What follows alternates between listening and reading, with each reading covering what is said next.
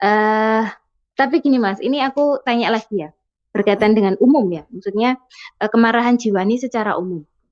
Yang aku berusaha paling enggak saat ini aku lakukan, batasnya kemarahan itu adalah tidak boleh mengutuk buat aku ya. Hmm. Jadi mengutuk dalam artian kayak mendoakan dan mengaminkan harus itu terjadi dan itu adalah keburukan. Misal kayak aku pengen orang itu celaka, pokoknya dia harus celaka kayak gitu. Nah, itu yang nggak boleh menurut Hmm. aku. Ya. Yang sejauh ini aku berusaha terapkan ya. Tapi kadang kan namanya orang marah misal sekilas, ya semoga lah dia juga nanti kena batunya, dia ketemu orang yang misal akhirnya dia treatment dokter lain ternyata masih ada dialek, kon syukur kon, misal kayak gitu loh. Nah, kayak gitu, tapi mungkin cuma sekilas-sekilas dan aku tidak mengaminkan itu gitu. Kayak cuma tak biarin lewat aja dan aku kembali ke prinsip bahwa pembalasan tak serahkan kepada Tuhan. Nah, menurut Mas dan teman-teman, batasan yang aku lakukan ini bagaimana? Sudah betul atau masih harus ada yang diubah? Thank you.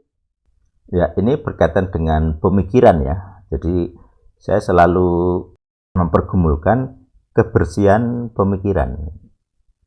Tentu dalam amarah saya juga mengalami. Saya punya, atau mungkin semua orang saya pikir ya, punya tendensi ya tadi ya, semoga-semoga tadi ya. Tapi prinsipnya begini, ini yang selama ini saya dapatkan. Satu, kalau itu marah yang kepentingan, tidak terjadi. Amarah saya tidak terjadi. Terus, kalau itu pun terjadi,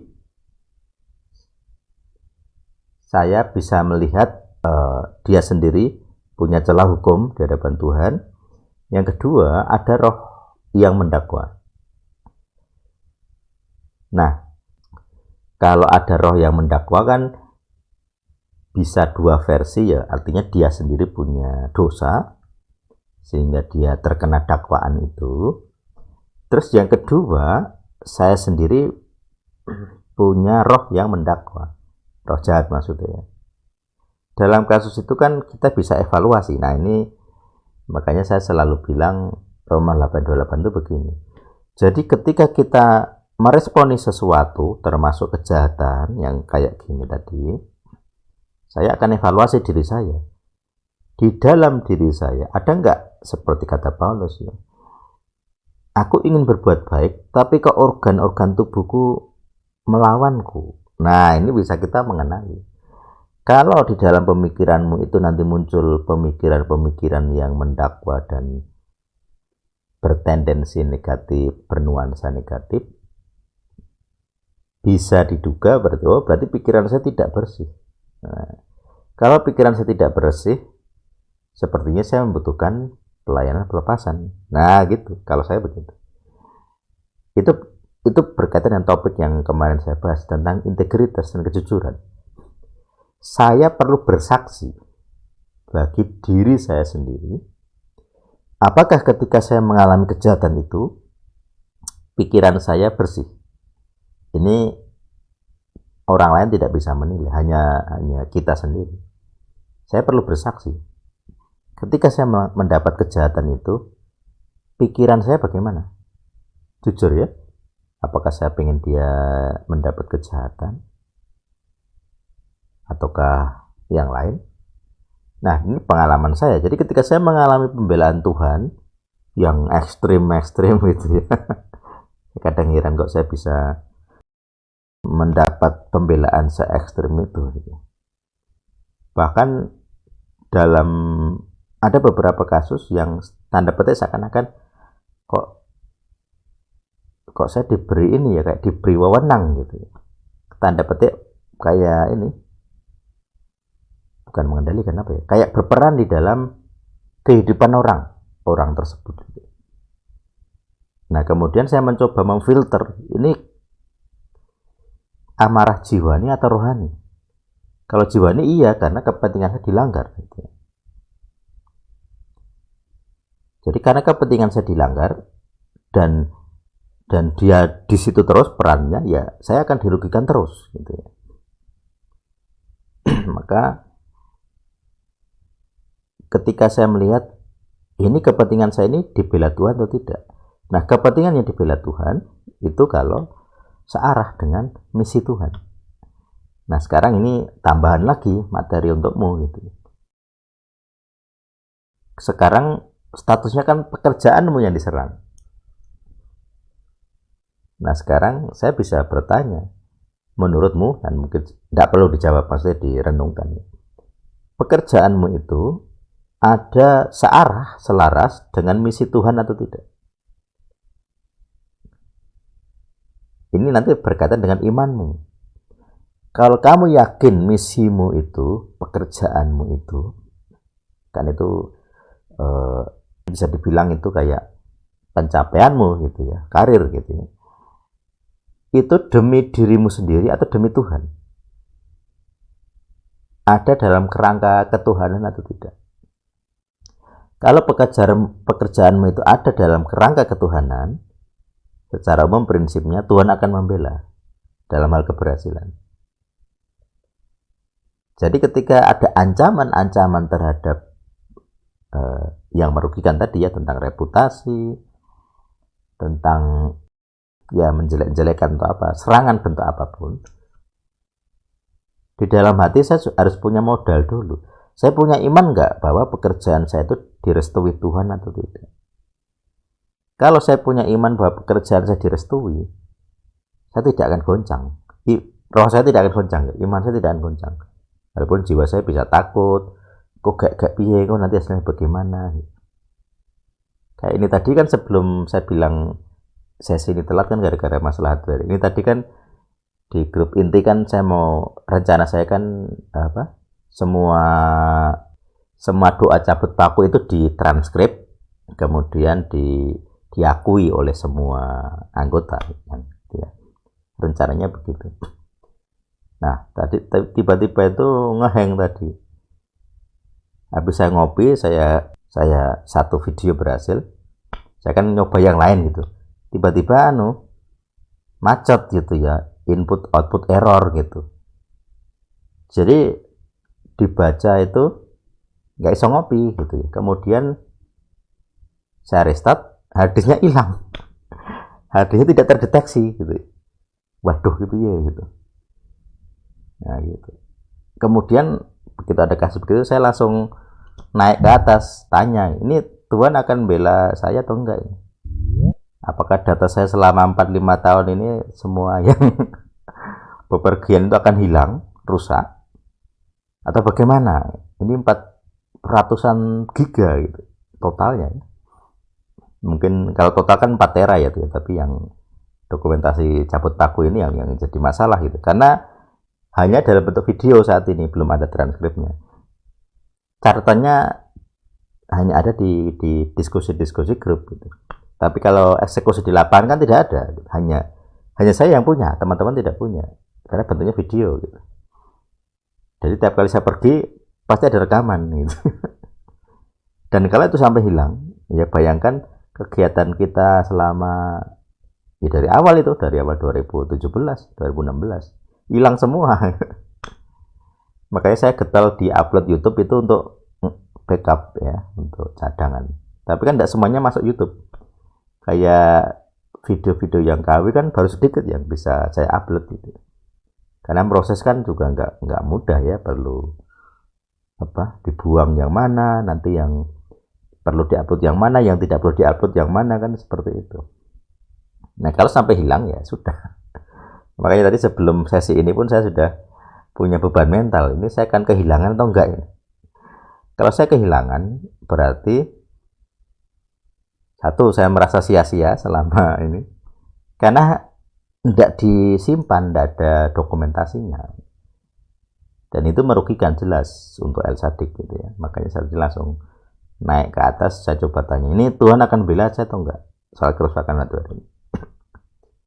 Nah sebenarnya saya sudah curiga gitu kan, jadi beberapa bulan lalu sudah ada kejadian ini gitu. Cuman kan harddisknya ada 3 ya, jadi saya waktu itu kan bukan harddisk yang ini, setahu saya maksudnya.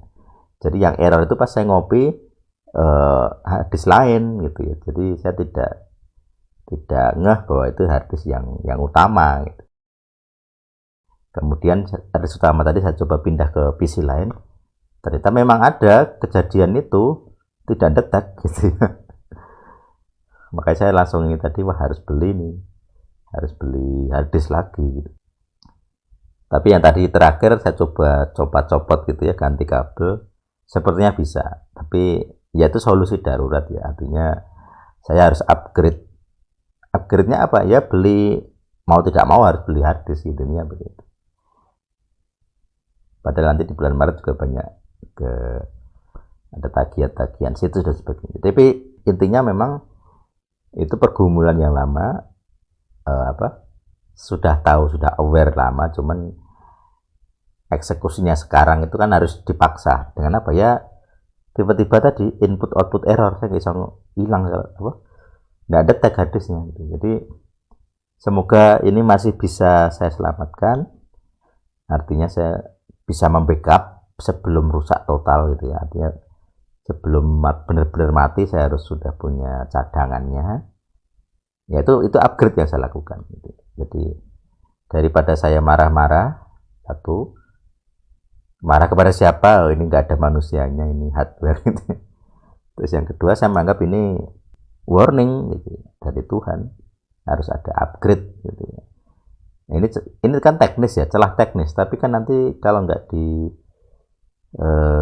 pikirkan harus jadi dampaknya seakan-akan ini dosa gitu. Tapi ini celah teknis gitu. Makanya celah hukum itu tidak selalu berdosa, tetapi mendatangkan kerugian. Kalau dipikir-pikir apakah ini dosa, sulit juga dinilai dosa gitu. Karena ini kan hardware ya, hardware rusak itu kan di mana-mana ya seperti itu. Tapi sejak dulu saya selalu tertekan bahwa saya kok seakan-akan harus maha tahu gitu. Saya harus maha tahu ini kejadiannya apa di masa mendatang. Jadi saya prediksi dulu, saya berikan backup, saya berikan cadangan. Jadi kalau saya tidak bisa menafsir informasi dengan tepat, tanda petik kalau saya tidak maha tahu gitu ya, saya akan mengalami kerugian. Makanya saya sendiri merasa tertekan, kok saya harus maha tahu. Ya kayak ini tadi. Kalau saya tidak tahu, saya tidak paham teknis, nggak sadar bahwa tiba-tiba harddisknya langsung rusak, mati total, bisa saja. Tapi kalau paham seperti ini, oh ini gejala error harddisknya, berarti harus ada backup. Itu skillnya orang-orang IT ya. Itu harus tahu. Tapi kalau nggak paham kan juga nggak tahu. Makanya ketika di Elsadik ini, setting situs ya saya sendiri, programming ya saya sendiri. Terus saya berusaha bersih background dengan software-software yang saya tahu, saya harus belajar. Makanya ketika proyek penerjemahan, bicaranya staf-staf itu tidak menggunakan bajakan, itu pergumulan. Dan dengan harapan bahwa kalau kita fondasinya bersih, produk kita, bangunan yang di atas juga bersih. Kalau kita menerjemahkan Alkitab dengan legal ground yang banyak dosanya, terus kita berharap itu akan membuat jiwa-jiwa bertobat, ya jangan mimpi. Lihat aja sekarang terjemahan-terjemahan itu, bagaimana produk jemaat-jemaat yang menggunakan ILT misalnya. Coba lihat produknya jemaat ILT seperti apa. Jeffrey pasti tahu ya ini. Kalau itu kitabnya LAI, ya lihatlah hasilnya. Ketika dia menggunakan nama Allah, terus ada jemaat tanya ke saya, Mas, Allahnya orang Kristen itu apa sama dengan Allahnya orang Islam? Saya pikirkan, kenapa ada jemaat tua tiba-tiba dibuat Tuhan ngomong ke saya? Saya nggak kenal dengan bapaknya ini. Tiba-tiba saya tuh di depan gereja, saya lagi mau pulang itu kan, di pintunya tiba-tiba dia kayak punya pergaulan, terus mendekati saya, terus tanya.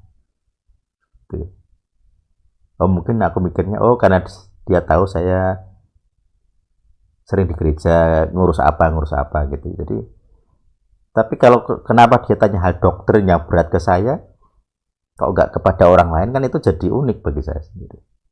Jadi artinya saya harus tahu bagaimana menjawab kepada orang itu. Dan itu pergumulan. Kenapa Bapak ini bertanya? Ya karena kitabnya ngomongnya seperti itu. Nggak jelas kitabnya. Makanya saya berusaha ketika membuat fondasi, Ya harus benar-benar baik, benar-benar bersih, benar-benar berkualitas gitu. Nah, dampaknya kayak itu tadi. Kalau saya menerjemahkan Alkitab dengan legal ground tidak bersih, menggunakan bajakan, ya pasti ada dampaknya. Tergantung hitung-hitungannya antara setan dan Tuhan. Jadi mereka dialog. Terjemahan El Sadik, salahnya ini, ya Tuhan.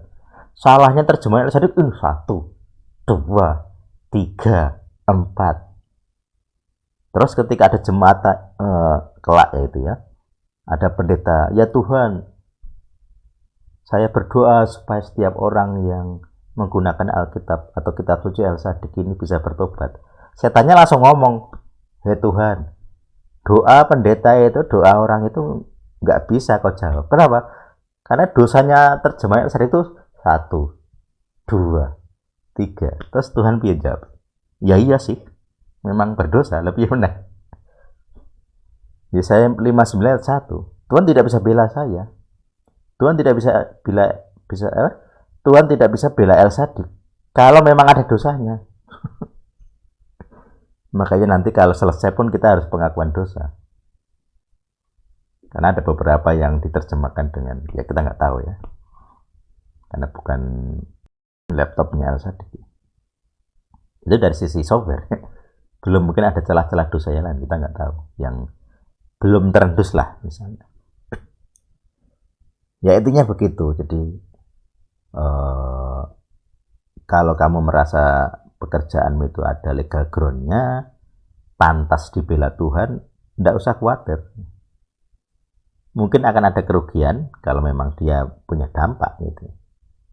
Tapi kalau dia, ya nanti periksa saja apa yang dia lakukan, apapun yang dia lakukan, punya dampak enggak gitu ya ke klinikmu gitu. Kalau nggak ada dampak, luar biasa. Berarti hanya dipakai Tuhan, namanya pion ya. Pion ini hanya dipakai Tuhan untuk ngomong ke kamu, hei kamu upgrade lah dirimu. Ini gitu aja.